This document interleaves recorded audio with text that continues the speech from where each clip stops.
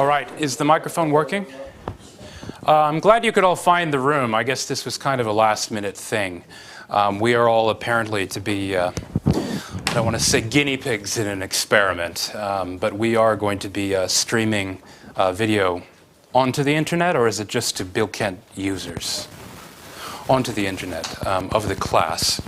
And so we will all try to be on our best behavior. We will all try to be interesting and never boring. And I do hope you can all ask questions, because I think it will be better for everyone if there's a bit of give and take. Now, as I did explain last week, the basic idea for the course, it's a little too large without having separate discussion sections to have a proper discussion. That said, most weeks on the Wednesday, I will try to give a proper lecture introducing the topics. And then Friday's class, we will hopefully open up into more of a question and answer session and as much of a discussion as it is possible to get going in a group this size. Those of you who were not here last week, I should perhaps first ask as a matter of business, do you all have the syllabus? Okay. I have a few copies in my briefcase. Maybe during the break I will pass out more.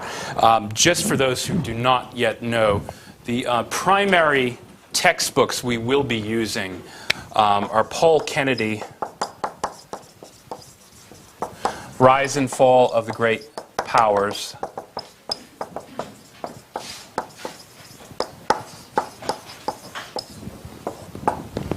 and Henry Kissinger, Diplomacy. Now, as I did explain last week, these books are on order, have not arrived yet at the bookstore, but there are multiple copies of these books, both of them available on Library Reserve. In fact, in both English and Turkish editions. This being a class taught in English, of course, I highly recommend and strongly encourage you to read the English edition. However, as there are many students using them, I understand if at times all of the English copies are in use, you might have to, at times, partake of the Turkish edition, and that is fine. For the first week, the readings were a bit of a mixture. We're looking at the first chapter of Kennedy's Rise and Fall of the Great Powers, particularly his broad sweep view of the state of the world circa 1500. We're also reading two excerpts from other books, one by Jared Diamond, a very famous international bestseller called Guns, Germs, and Steel, which looks at an even broader sweep of history going back 13,000 years. And also a book by Victor Davis Hanson called Carnage and Culture, which is a bit more specific to military affairs, both of which offer alternative versions of what I consider really the key question of modern history. Like it or love it, hate it or despise it, the rise of the West is the fact with which most of the world has had to deal, at least for the past 2 to 3 centuries. There's a word, it's not really in that common currency, but which I think is actually key to understanding a lot of the modern world, hesperophobia, which I suppose literally simply means fear of the West, but it might more lyrically be translated as fear and loathing of the West, or at the very least an attitude of kind of conflicted ambivalence mixed with fear and loathing of the West, felt by, of course, so many peoples around the world who have either seen their own civilizations fall asunder, like those in the Americas, the Incas and the Aztecs and so on. More recently, of course, ancient powers such as China have succumbed to Western imperialism. Turkey being, in fact, an exception to this rule, and that Turkey actually was able to ward off, shall we say, the predations of the European powers and fight for its own independence, unlike most of the countries in this region. Whether we call it imperialism, colonialism, domination, it is the central fact, really, of the last 400 to 500 years of history. But if you really think about it in geopolitical terms, it's rather amazing. Europe, after all, is a tiny appendage of a very large continent, that continent being Eurasia. Now, Eurasia, it functions geographically, or you might say geopolitically, in a lot of the great theories about world history. How many of you have now already been able to read the Jared Diamond excerpt from Guns, Germs, and Steel? Has anyone read it yet? I guess not. I hope we'll read it by Friday. Now, his book is extremely popular. It's sold, I believe, several million copies by now. It's been made into a kind of television miniseries. kind of documentary miniseries. Now, the essence of his theory, it's of course more complicated than this, but boiled down to its essence, it is that the continent of Eurasia, of which Europe, of course, was only a small part, had certain indelible advantages over other regions of the world.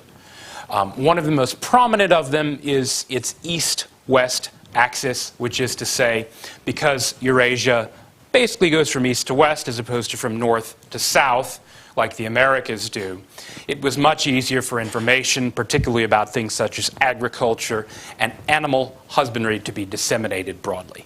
The reason simply being that, of course, climate is often determined by latitude, that is how far north or south you are of the equator. And so if you go east-west, you can go along basically the same line of latitude. That is to say, this was a certain advantage as far as the dissemination of ideas about agriculture and animal husbandry. Now, animal husbandry, this is another one of the key concepts, which is to say, particularly the domestication of animals, such as, I suppose, the cow would be the most obvious example, although there are many others. The domestication of animals for the purposes of human consumption or use. This is something which doesn't sound all that exciting to us, but to a biologist or a biological determinist, such as Jared Diamond, it has incredible implications, and that is because by working closely with domestic animals, the population of Eurasia developed immunity to certain diseases, particularly diseases such as smallpox, which has only recently been eradicated. For some reason, when you're in close touch with animals, we all know this in recent years from outbreaks of the swine flu, for example, as it was called. Being in close proximity to these kinds of animals often produces the most lethal combinations, whether it's of the flu virus or of the smallpox virus. Now, those of us who have a little bit of background in history know that, in fact, the main factor in the European conquest of the Americas, aside from the superiority in terms of arms, the main factor in terms of an actual replacement of one population with another was, of course, disease. That is, in his title, Guns, Germs, and Steel. In fact, that in some ways is the most important element in the equation, that is, germs.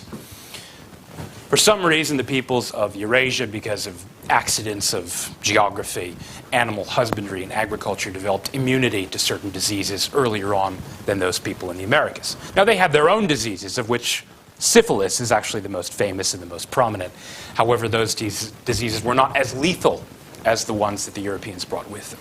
So again, if you look at the broad brush of history, you can see at least certain reasons why more sophisticated agriculture, which allowed centralization of power and authority in the ancient civilizations of Mesopotamia, later Egypt, later, of course, Greece and Persia, a certain sophistication in terms of their ability to husband animal resources, which led to these advantages in terms of germs and disease. These are the large, broad brush theories that interest somebody like Jared Diamond. Now, we can talk a little bit more about his theory on Friday.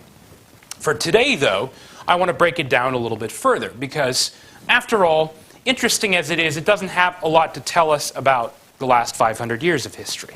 It might tell us about the last 10,000 years of history, and why things turned out roughly why they did. But after all, Eurasia is a big place. Eurasia includes not only Europe, but also most of course, the modern Middle East, along with Central Asia, Siberia, Russia, and even really, in its broadest encompassment, you're looking at Korea and even to a certain extent Japan, although of course Japan is off the edge of the coast. Now, if you're talking about Eurasia, that's a pretty big generalization. Obviously, Japan is not China, which is not the Mughal Empire in India, which is not the Ottoman Empire, if we're looking at 1500, which is not Europe with all of its warring states and bishoprics and city-states and would-be empires and kingdoms. You have a lot of variation. Variation in political systems, variation in economic development, specialization in terms of certain products, and so on and so forth. So anyway, the broad sweep of history is interesting, but it doesn't necessarily answer the harder questions. After all, animal husbandry, modern, to a certain extent, agriculture, maybe not modern agriculture, but at the very least large-scale, intensively farmed agriculture, the production of grain, for example, being, of course, the most important element in the rise of modern urban civilization. These were all prevalent in the Middle East. They were certainly prevalent in China thousands of years ago, and they were certainly prevalent in Europe. They explain nothing about why Europe rose to prominence in the last 500 years as opposed to the Islamic empires and or China. Now, if you look at it in a slightly different way, the way that Paul Kennedy does, I'm gathering none of you have read the Paul Kennedy reading yet either. I'm pleased to read it for Friday. Now, Paul Kennedy is looking at things much more specifically. If he looks at the world circa 1500, what would you see? Let's say if you were a traveler from outer space. You would probably be most impressed with the sophistication of Chinese civilization. The Chinese had, of course, invented things such as gunpowder, quite famously,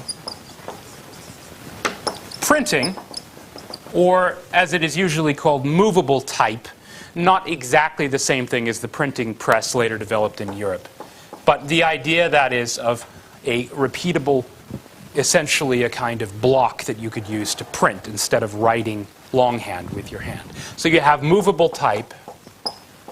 You also had advancements in metallurgy such that the Chinese about 1,000 years ago were actually producing as much iron as Britain was in the early days of the Industrial Revolution. They also had sophisticated ocean-going galleys, the famous junks of Cheng Ho. This is actually a bit before 1500. These voyages were kind of in the early 1400s. Long ocean-going voyages. He reached the coast of Africa. So the Chinese have sophisticated naval technology. They've always been rich. I mean, in the days of the ancient world, if you look at trade between Rome and China, which was mostly handled, of course, by intermediaries along the old Silk Road, basically it was the Romans buying things from the Chinese. What did the Romans give them in exchange? Gold and silver. It was the Chinese who actually made the things the Romans wanted, most famously, of course, silk, certain porcelains and other luxury goods. China had always been wealthy. To some extent, in fact, if you look at the world today and everyone is talking about the rise of China, it's not really that surprising. It might actually be the world tilting back towards an axis of the way it traditionally was. China always has been a center of sophisticated urban civilization. So if you were looking back around 500 years ago, you'd probably be more impressed by the civilization the Chinese had erected than you would Europe. You could look at the Great Wall of China, for example, which you can still see from outer space, and you can see that this was a people who knew how to build things. They could build things that lasted.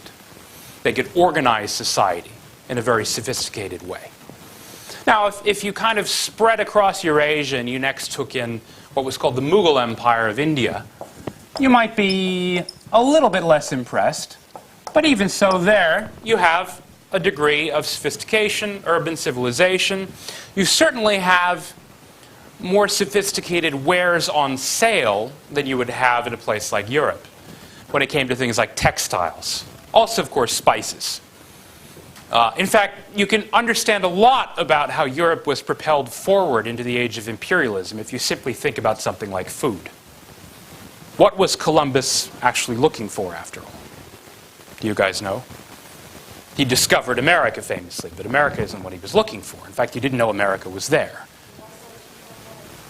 Well, yes and no. Once he got there, that's what he was interested in. But that wasn't really the original purpose of the voyage. He was looking for a faster route to Asia, as it was called the Indies. Well, that's why they called all the native population of America Indians. He was looking for spices, basically. And that's because European food is famously boring. I mean, if you ever go really far north in the world, Russian food is famously horrible, right? Scandinavian food doesn't have a lot of spice or taste. Spices tend to grow in the tropics. They particularly tend to grow in Southeast Asia, which has, as you would expect, the spiciest food in the world. Now, spices are important not just for making food taste better, but also for preserving it. Meat, as we know, spoils rather quickly. And in the days before refrigeration, it was incredibly important to be able to cure meat, usually with spices. That was the easiest way to do it, such that meat could be preserved. Europe did not have its own spices. It didn't have coffee. It didn't have tea.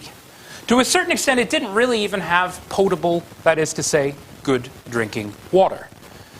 In fact, you can look around Europe today, and you can, to a certain extent, ascertain where the northernmost limits of the Roman Empire were, based on whether people tend to drink beer or wine. Do you know why that is? When you think about beer, I know these days we think of beer as, what's that? It has, well, they both have alcohol, but the thing is wine has more alcohol. If you ever have a good dinner with wine, at least to the European continental style, you will usually have water on the side, right? The Romans had water. They had aqueducts, right? So they had clean drinking water. So they would drink wine, or people in these countries would drink wine, and they would also drink water. Now, Northern Europe didn't tend to have very good water. It had really no drinkable water at all, at least water, unless you were drinking it straight from the mountain stream. They didn't have any system of disseminating clean water. And so alcohol was a preservative, in the same way that spices work to make meat preserved. That's what alcohol basically did for water.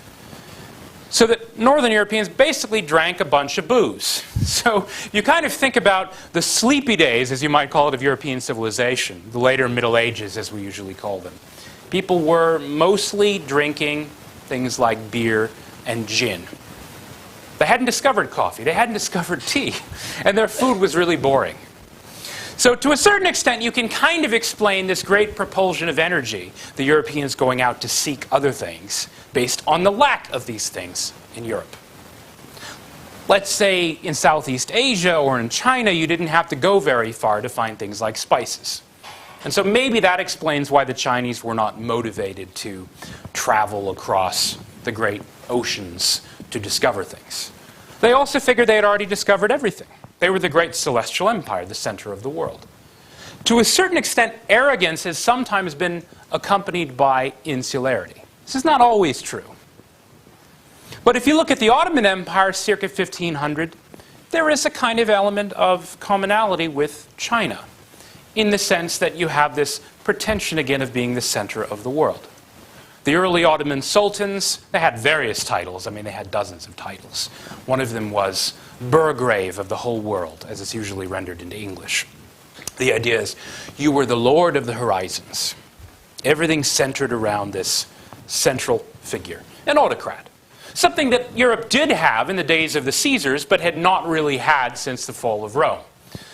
The second Rome, Byzantium, had some of these pretensions, but its military power was never really able to back them up, such that Byzantium never really quite saw itself in this universalistic way, in the way the ancient Caesars had. But you had this in the Ottoman Empire. And circa 1500, I suppose you could go forward a few more decades into the days of Suleiman. I think you know him as Suleiman Kanuni. We know him in English as Suleiman the Magnificent, essentially, where the Ottoman Empire reaches not necessarily its greatest territorial extent, but its greatest prestige, where it's carrying all before it, it's winning battles against the Europeans. Well, I guess right before Suleiman, under Sultan Selim, you call him Yavuz Sultan Selim. We call him Selim the Grim, who was conquering and rolling up, of course, the Middle East. You have Egypt, and you have Syria, and you have Palestine, and to a certain extent Mesopotamia and Arabia, the holy places of Islam. These are the glory days.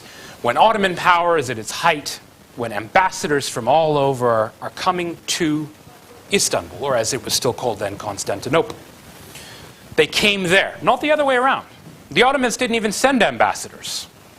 And why would they? They were the center of the world. Most of the feuding European states would send ambassadors to Constantinople, to the Bab-i-Ali, as you call it, the sublime port, or the high gate, because that was the center of power.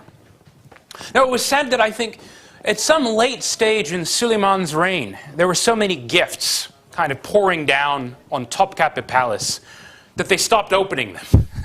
They would just sort of pile them up in these vaults. And they would measure the gifts by volume or by weight, because so many people wanted to be vassals of the great sultan. Again, you have something of the same thing in China. If you are the center of the world, if the world comes to you, why go out into the world? Modern America, in some ways, is a bit like this. Europeans are actually... sorry? Did someone say something? Yes. You think about this, right? Famously, Americans are kind of provincial. It used to be, there was a funny statistic about the Congress. How few members of Congress actually had passports. I forget the exact number. Americans don't tend to travel very much. Now, in this sense, despite a lot of things they have in common with their British, English, Scottish ancestors, this is actually very different. I mean, if you think about the English Isles, you know, they're bounded, of course, by the seas. They're rather small. So, you know, if you want to go skiing, you have to get on a plane. Or I guess these days you could take a train through the Channel. America is such a large country. And there's so much to see inside America. And because the rest of the world is interested in America and comes to America, Americans don't tend to be that interested in the rest of the world. Yeah, it's a perfect example. Again, you have, whether it's the Chinese Celestial Empire, whether it's the Ottoman Empire with the Sultan as the Padishah, this sort of Burgrave of the world, Senosha of the world's eyes. You have an empire which is less interested in the outside world because the outside world is interested in it. So that if you look at Europe at the same time, you see something of the opposite. The Chinese are not sending ambassadors to Europe. The Ottomans are not sending ambassadors to Europe. The Europeans are, of course, quarreling and fighting with each other. I mean, famously, this has always been true of Europe. This is one of the main reasons, of course, the European Union has struck such a chord with so many people, is that supposedly it represents an end to this endless era of struggle. Struggles, again, partly because the disunity of Europe, the fall of Rome, and the splitting of the Roman Empire into so many pieces. Now, you can exaggerate the point. There have certainly been attempts to unify Europe into a kind of celestial empire. But then even the Romans in their heyday never conquered most of what is modern Germany or Denmark. And even in the sporadic attempts to reunify or recreate the Roman Empire under Charlemagne around 800, several centuries later under the great Saxon kings, who we now think of as German, although that's not how they thought of themselves, who tried to get themselves crowned emperor by the Pope, the title being Holy Roman Emperor, although Voltaire, I think, had the best line that the Holy Roman Empire was neither holy nor Roman nor an empire. It was more like a pretension. It was like a ghost, the ghost of ancient Rome, the attempt to recreate something that had been lost and had never come back. Europe, of course, there were efforts much later to unify Europe, usually by a would-be conqueror such as a Napoleon or a Hitler. As we know famously, their ambitions all kind of came asunder, came to rot. Now, the reasons for this, again, are many. Some people look at geography. You know, they say Europe it's a land, of course, of many mountains. It's a land of navigable rivers, but which maybe are not quite as easy to unify into like a central fertile valley system like the Nile in Egypt or the Yangtze River in China. There's a phrase for that, actually. When people talk about, you've heard this cliche, I'm sure, Oriental despotism. There's actually a more technical term that some historians like to use. They call them hydraulic empires.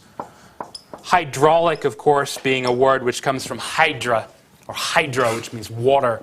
The idea being you have to have a kind of central irrigation system in a great river valley, which requires these kind of feats of social organization, but also essentially a kind of central authority without which it wouldn't work. So you get a kind of despotism, the hydraulic empires.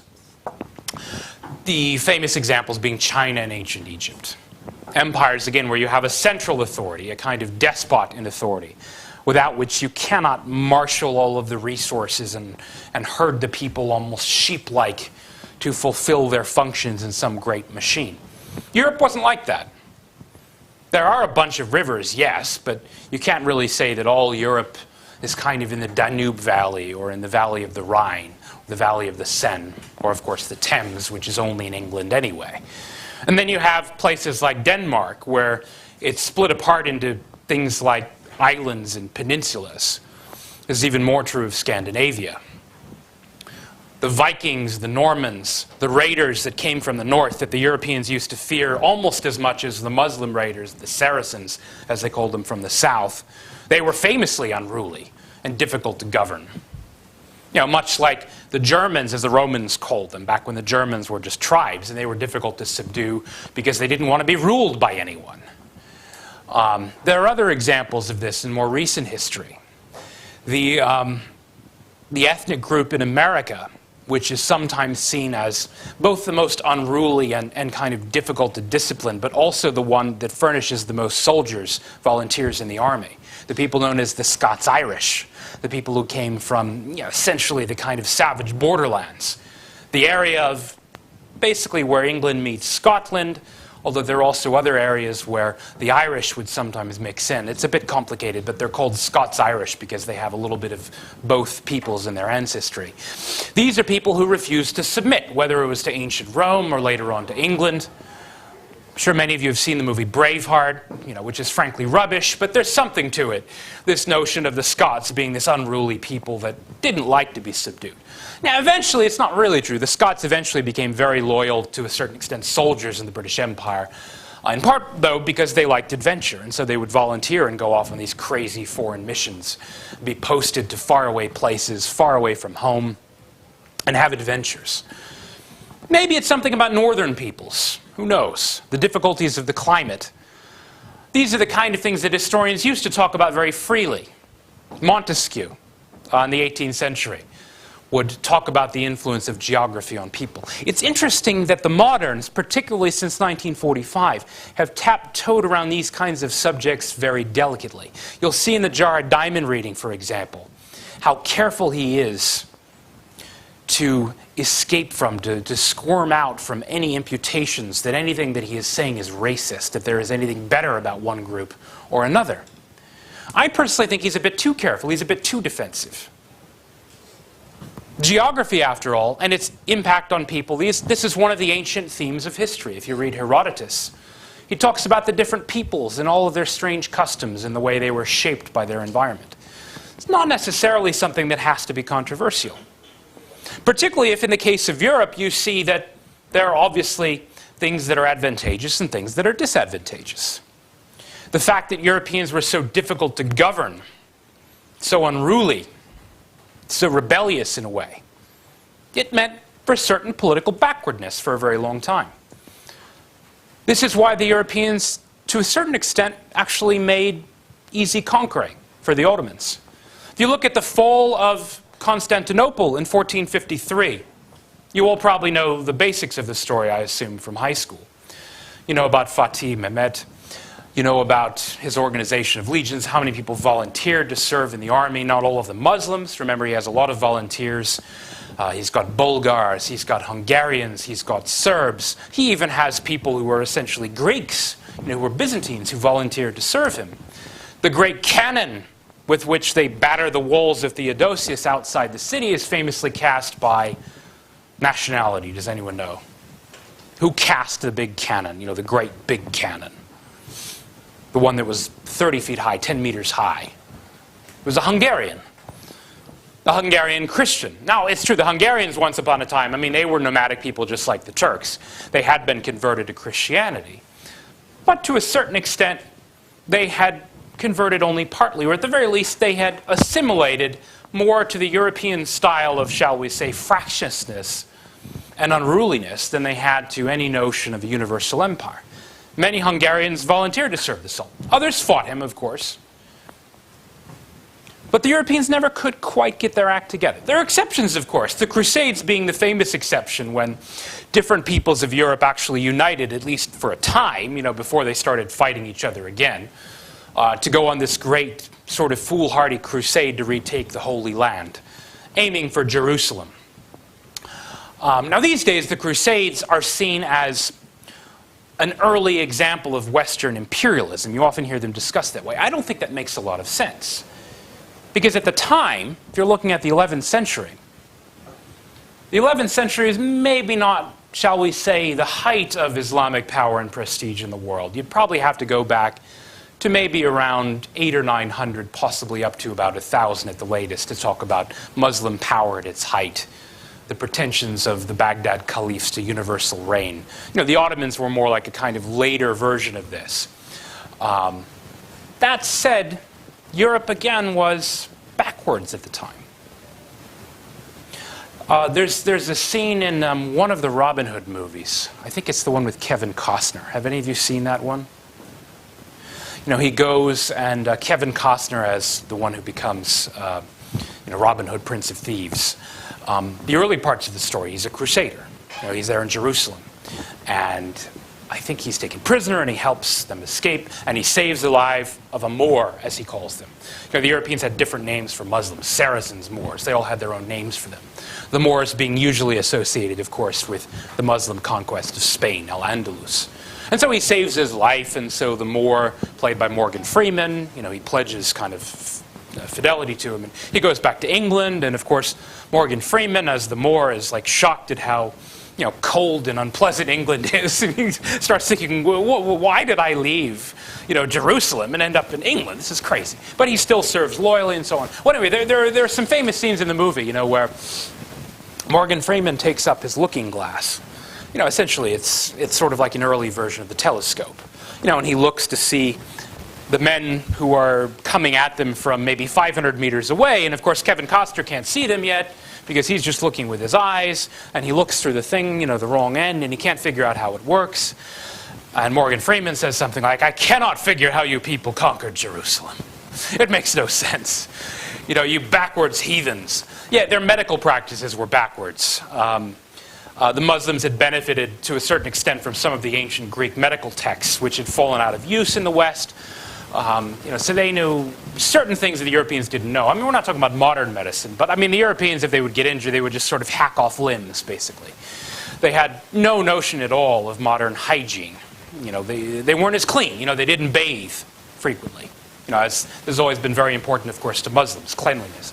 So they had kind of hygienic and sanitary problems. Most of them were illiterate. They didn't read or write. They certainly didn't know about the latest technology. It's curious, though, that despite all this, they did make it all the way to Jerusalem, which is, after all, a very long way from Europe. An even longer way, really, from France, where in fact, most of the Crusaders set out from what is now modern France. Now, how did they make it that far? And why did they win? That's actually where, to some extent, I think the most interesting part of this discussion about the modern West comes in. This whole notion of military culture. This is actually what you'll be reading about in the Victor Davis Hanson book, Carnage and Culture. Now again, Hanson too, like Diamond, like a lot of modern authors, is at pains to emphasize that he's not talking about superiority in any cultural or racial sense. But he does make some interesting points about the so-called Dark Ages. One of which is, of course, the Battle of Poitiers, 732. Does this ring a bell from your own school tradition? I'm sure you have a different name for the battle. Do you know the battle I'm talking about? Where it takes place? Yes?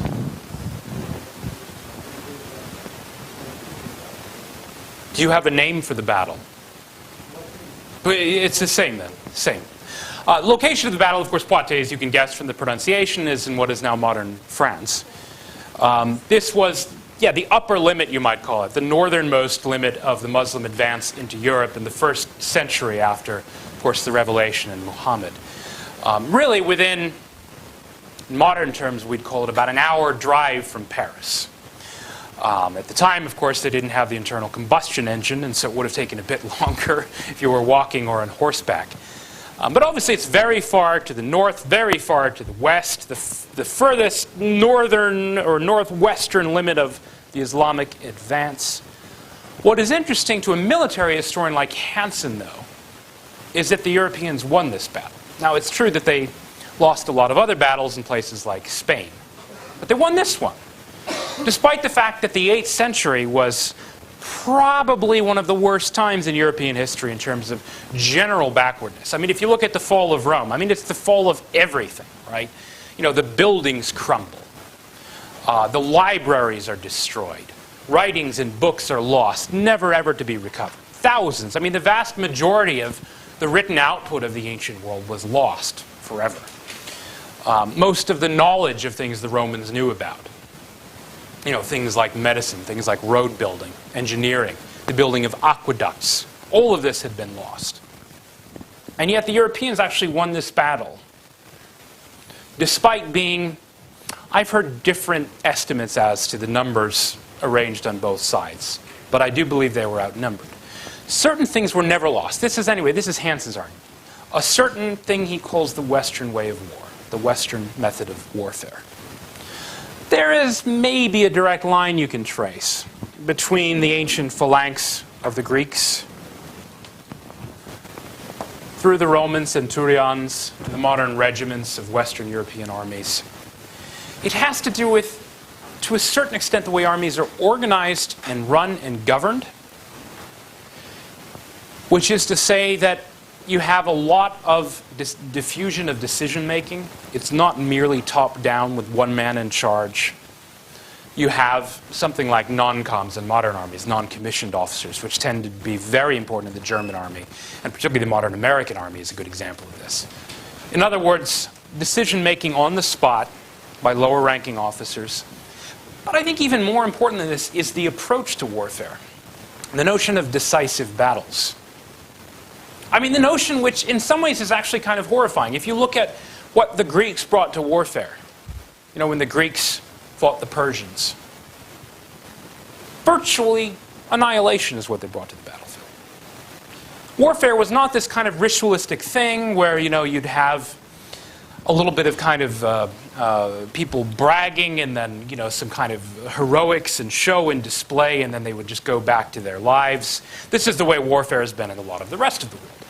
Parts of it are for show, or at the very least for glory, right, for individual glory. The tradition of the Japanese samurai, or even to a certain extent the Ottoman janissaries, you know, the glory of the individual warrior who is elite. The Europeans never completely lost this notion of the close order decisive battle. The Greek phalanx meant you would literally not lose contact with the man to your side. You would hold your shield. And in this way, so long as you all fought together, you were invincible.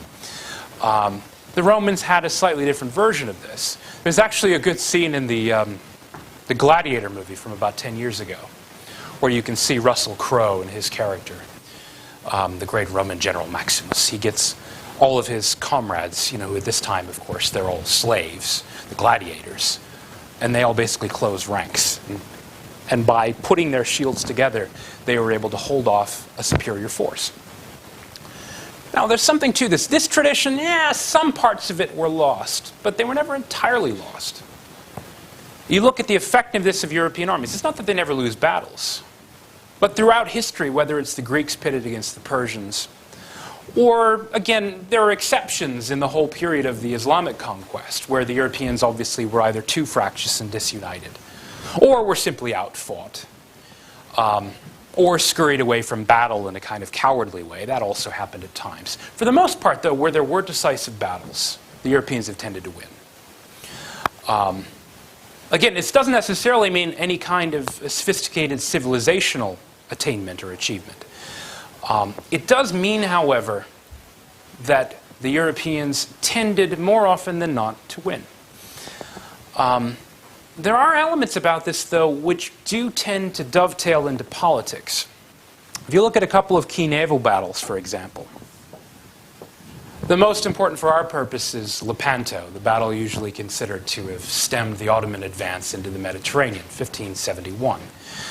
An ancient analog to this battle is the famous Battle of Salamis, which is said to have saved ancient Greece from Xerxes and his invasion, which you might know about most recently from the movie The 300, I think, right?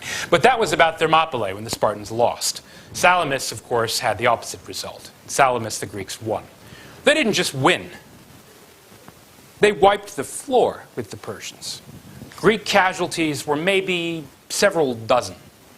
The Persians lost, according to estimates of witnesses, 40 or 50,000 men in a matter of hours. How did they lose so many men so quickly? Well, for the most part, the men they lost were the equivalent of galley slaves. They were in these old triremes and they couldn't swim. So, as soon as the ships were rammed, they fell into the water and they drowned. Most of the Greeks knew how to swim. They were also, of course, fighting off the coast of Greece, which helped. But what's interesting about the Greeks in the battle is we actually know their names. We don't know who any of these Persians were. I mean, even to a certain extent, when you look at this ancient history, the history of the wars between Greece and Persia, you have to take it all with a bit of a grain of salt, because the sources all come from where? The sources are they Greek or Persian? They're all Greek. The Persians didn't really write their history in the same way as the Greeks did. So again, maybe the Greeks distorted the picture of battle. Maybe it was much closer than it really was. Maybe the whole history of the Greco-Persian Wars would need to be rewritten if we had other sources, but we don't. The same thing to some extent is true of Lepanto.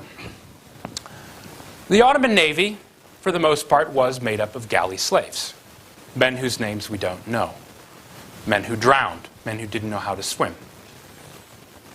The Europeans, it's not that we know all of their names, certainly not, but we know most of the names of the Europeans who fought in the battle. Many of them had status and rank, mid-level officers who were able to make decisions on the ground.